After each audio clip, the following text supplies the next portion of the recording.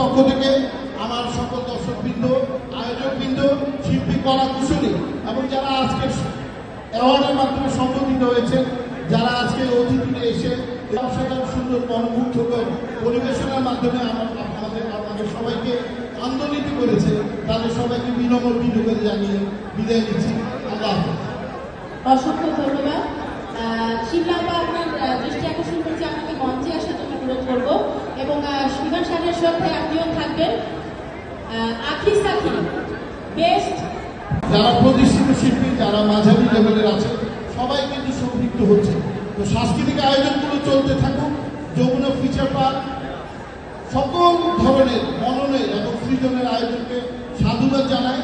এই জন্যই কিন্তু আমরা আমাদের ভেন্যু বানাচ্ছি অনেক কমে ডিসকাউন্ট দিয়ে এই ভেন্যুটা ভাড়া দিয়েছি এবং আমাদের যে বিশাল টিম আছে, আমাদের ব্র্যান্ডিং টিম, তারা এটার জন্য সহযোগিতা করছে। আপনাদের অনুষ্ঠানে শেষ পর্যন্ত থাকা বিনম্র অনুরোধ জানায়। যারা আয়োজক তাদেরকে আপনাদের সামনে প্রতিশ্রুতি দিচ্ছি, ভবিষ্যতের সকল আয়োজন আমরা অবশ্যই তাদের সাথে থাকবো। তবে যে যাদেরকে অ্যাওয়ার্ড দেওয়া হচ্ছে তাদেরকেও দেখে শুনে অ্যাওয়ার্ড দিতে হবে এবং যারা অ্যাওয়ার্ড পাচ্ছে তাদের কিন্তু মানুষের প্রতি যে তাদের যে দায়িত্ব সেটি শেষ হয়ে যাচ্ছে, তারা যাতে আরও বেশি ভালো কর্মের মাধ্যমে, তাদের অসাধারণ সুন্দর পরিবেশনার মাধ্যমে এই মানব সৃজনের এই সৃজনশীল চর্চাটা যাতে অব্যাহত রাখে সেটি বিনম্র অনুরোধ জানায়।